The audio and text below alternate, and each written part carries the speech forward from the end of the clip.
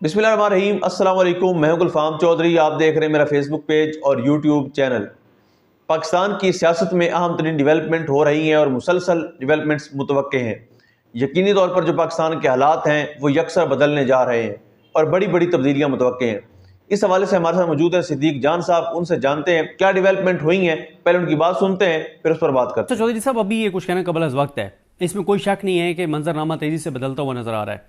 PTI का आप confidence देखें, पीटीआई के लोगों की गुफ्तगू देखें। अभी आपने देखा कि शेर अफजल मरवत साहब ने जो एक इंकशाफ किया, वो ये कहते हैं कि 22 नवंबर को मामला तय हो गए थे और मामला जो तय हुए थे उसके मुताबिक इमरान खान साहब को यानी दूसरी साइड ने, इस्टेब्लिशमेंट ने कमिटमेंट दे दी थी कि वो इमरान खान साहब को केपीके के हदूद में शिफ्ट कर देते हैं। नथिया गली जो गवर्नर हाउस है वहाँ पे वो मुंतकिल कर देते हैं। अच्छा, मैं इस हवाले से आपको बताऊं कि जो पीटीआई की, जो मेरे पास इस हवाले से इन्फॉर्मेशन है वो ये है कि जो पीटीआई की लीडरशिप है, जो फैसला साज हैं इस वक्त, वो क्यों 26 नवंबर की कॉल के ख़िलाफ़ थे। नहीं, कॉल तो 24 नवंबर की थी ना, बाकी 24 नवंबर की कॉल, क्यों वो ख़िलाफ़ थे। वो ये समझते हैं, वो ये कहते हैं, जो फैसला साज हैं पीटीआई के 4-5, वो ये कहते हैं कि हमारे इस्टेब्लिशमेंट के साथ मामला तय हो गए थे। वो भी ये कहते हैं और इस्टेब्लिशमेंट ने कहा था कि हम इमरान खान को रिहा कर देते हैं, आप फाइनल कॉल वापस ले लें, हम इमरान खान को रिहा कर देते हैं। जिसमें शेर अफजल मरवत साहब के मुताबिक 2 हफ्ते 20 दिसंबर, पहला ये था कि इमरान खान को फ़ौरन नथिया गली शिफ्ट कर देते हैं, दूसरा ये है कि 20 दिसंबर तक उनको रिहा कर देंगे अगर आप 26 नवंबर की फाइनल कॉल वापस ले लें। पीटीआई की बाहर जो लीडरशिप है वो ये समझती थी उस वक्त, और उसके बाद भी जब ये 26 नवंबर हो गया, जब 26 नवंबर हो गया तो ये जो एक डिले आया हुआ है ना, जिसमें पीटीआई की हिकमत अमली उस वक्त एग्रेसिव नहीं थी। 26 नवंबर के बाद जो एफआईआरों के लिए जो कुछ होना चाहिए था, इंग्लिश में प्रेस कॉन्फ्रेंस नहीं हुई, सीसीटीवी फुटेजेस के लिए कुछ नहीं किया, अस्पतालों में नहीं गए, वो सारी चीज़ें क्यों हुई। पीटीआई के जो फैसला साज थे वो उस वक्त इतने खिलाफ हो गए थे बुशरा बीबी के, क्योंकि वो ये कहते हैं कि इस्टेब्लिशमेंट से हमारे मामला तय हो गए थे, हमें इमरान खान की रिहाई चाहिए थी। इस्टेब्लिशमेंट के साथ मामला यही तय हुए थे कि इमरान खान को हम रिहा कर देते हैं अगर आप फाइनल कॉल वापस ले लें। दूसरा, वो ये कहते हैं कि हमें कैटेगोरिकल ये कहा गया था कि आप हमें फॉर ग्रांटेड ले रहे हैं, आप हमें बहुत लाइट ले रहे हैं, अगर आप डी चौक पे आए तो हमें कुछ ना कुछ ऐसा करना पड़ेगा, कॉन्सिक्वेंसेस होंगे। मौसम नकवी भी हाँ, कहते हैं, उन्हें कहा हमें कुछ ना कुछ ऐसा करना पड़ेगा कि आपको पता चलेगा कि हम सीरियस हैं इस बात। बल्कि ये तक कहा गया था कि अटक हमारी रेड लाइन है, अटक से पारी आने नहीं देंगे। बिल्कुल।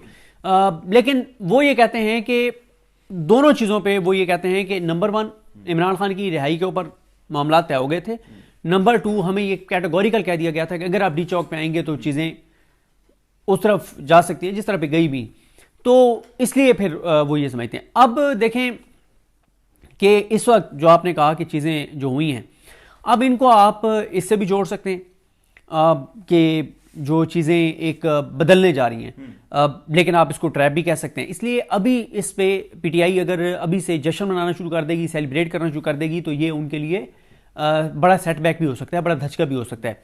मसलन ये भी तो हो सकता है कि अबुल हसनात मोहम्मद जुल्करनैन साहब जो हैं, जिन्होंने तकरीबन कोई 278 पीटीआई के वर्कर्स की ज़मानतें मंजूर की हैं, और ये पहली मरतबा हुआ है कि इतनी बड़ी तादाद में अबुल हसनात मोहम्मद जुल्करनैन साहब ने ज़मानतें मंजूर की हैं। और उनके हवाले से हम अपनी पिछली वीडियोस में तज़किरा कर चुके हुए हैं, उसी पे मैं बदले जी मैं उसी पे आ रहा हूँ।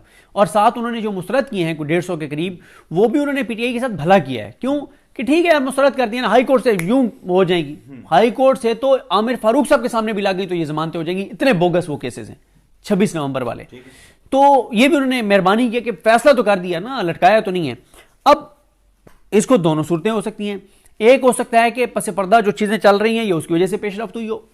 दूसरा ये भी हो सकता है कि अबुल हसनात साहब आजकल इस निज़ाम से बहुत नाराज़ हैं कि हुमायूं दिलावर का नाम आपने दे दिया है, शाहरुख अर्जुमान का नाम आपने दे दिया है, आज़म खान का नाम आपने दे दिया है, तो मेरा क्या कसूर है, मैंने क्या नहीं किया इस निज़ाम के लिए।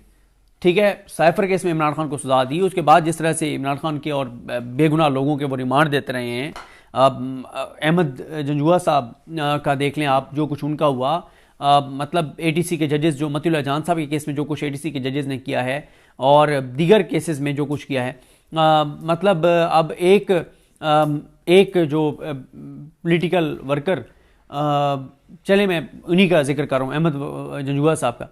अब अहमद जंजुआ साहब का ये हुआ कि जब उनका रिमांड दिया अबुल हसनात साहब ने, तो कमरे अदालत में मौजूद ایک شخصیت کے مطابق انہوں نے پولیس کو کہا کہ یار تم کیا کرتے ہو یار، تم کیا کرتے ہو، ٹھیک ہے، مطلب کوئی تھوڑا سا تو کیس بنا کے لے آیا کرو یار اگر ریمانڈ لینا ہوتا ہے تو، تاکہ ہمیں مشکل نہ ہو. ٹھیک ہے، دے دیا لیکن یہ بھی ساتھ کہہ دیا. تو اب اس کو دونوں صورتیں ہو سکتی ہیں. ایک یہ ہو سکتا ہے کہ جو پس پردہ چیزیں ہیں اس کی وجہ سے، یعنی 19 لوگ ملٹری کورٹس والے بھی آ گئے، 278 ان کی بھی ضمانتیں ہو گئی. لیکن یہ بھی ہو سکتا ہے کہ ابو الاسناد صاحب اس لیے کہ کیونکہ وہ غصے میں ہیں کہ ان کا نام ہائی کورٹ کے جج کے لیے نہیں دیا، اس لیے وہ اپنا غصہ نکال رہے ہیں. اچھا یہ بھی، اور دوسری طرف ملٹری کورٹ والا تو ہم پہلے بات کر چکے ہیں کہ وہ سزائیں وہ پوری کر چکے تھے. اور یہ بھی ہو سکتا ہے کہ ملٹری کورٹس والے 19 بندے اس لیے چھوڑے گئے ہوں ملٹری کورٹ والے 19 بندے کہ جو انٹرنیشنل ایک پریشر جس طرح کا آ رہا تھا اور آیا اس کی وجہ سے بھی ایک ہو سکتا ہے. تو اب آ جائیں دوسری جو ڈیولپمنٹس ہو رہی ہیں وہ ساتھ مذاکرات والی. اگر آپ دیکھیں اس کو یعنی جو مذاکرات ظاہر ہے پیرالل جب مذاکرات چل رہے ہیں، رہائیاں ہو رہی ہیں، پرسیپشن یہی ہے کہ چیزیں بدل رہی ہیں، خواہ کہ وہ بدل رہی ہیں یا نہیں، ٹریپ ہے یا حقیقتاً کوئی چیز ہے. تو اس کو لوگ تو باقاعدہ کہہ رہے ہیں کہ خوشخبریاں جو ہیں وہ شروع ہو گئی ہیں. بلکہ حامد رضا صاحب تو بار بار کہہ رہے ہیں کہ مسکرانے کا ٹائم آ گیا ہے، کہے لگانے کا ٹائم. لیکن نا صاحبزادہ حامد رضا صاحب نے جو گفتگو کی نا کاشف عباسی صاحب کے پروگرام میں، اس کے بعد تو صف ماتم بچ گئی شریف خاندان کے گھروں میں کہ یار یہ کیا ہوا ہے. وہ ایک دوسرے کو فون کر کے کاشف عباسی کا پروگرام دیکھے، کاشف عباسی کا پروگرام دیکھے، کاشف عباسی کا پروگرام دیکھے، کاشف عباسی کا پروگرام دیکھو، اس میں کانفیڈنس دیکھو وہ کیا کہہ رہا ہے صاحبزادہ حامد رضا. تو ان کے تو صف ماتم بچ گئی کہ کیا بات کر رہے ہیں. اچھا یہ بھی ہو سکتا ہے کہ صاحبزادہ حامد رضا صاحب نے بڑا زبردست ایک کارڈ کھیلا ہو. کارڈ انہوں نے کیا کھیلا، انہوں نے کانفیڈنس دکھا رہے ہیں، اسے ہو کیا رہا ہے، ادھر تھرتھلی مچی ہوئی ہے. جب